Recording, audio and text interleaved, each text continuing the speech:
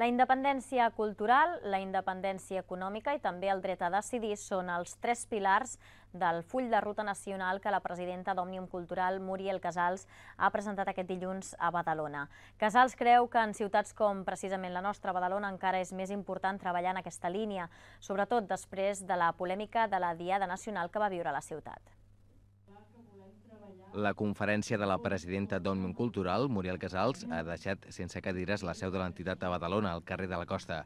Els socis d'Òmnium han escoltat el full de ruta nacional de l'entitat que es va presentar el passat 11 de juliol a l'Auditori de Barcelona. La independència cultural és un dels eixos importants d'aquest full de ruta, especialment ara que el català a l'escola està sent qüestionat.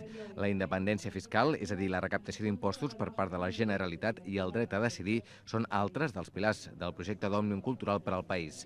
Tot i que és un full de ruta nacional, Muriel Casals ha subratllat el paper important que juguen ciutats com Badalona, on, segons diu, hi ha un microcosmos polític. Jo crec que aquest missatge té tot el sentit arreu de Catalunya. En certa manera, Badalona és un microcosmos d'alguns aspectes, si voleu, exagerats del que està passant al nostre país.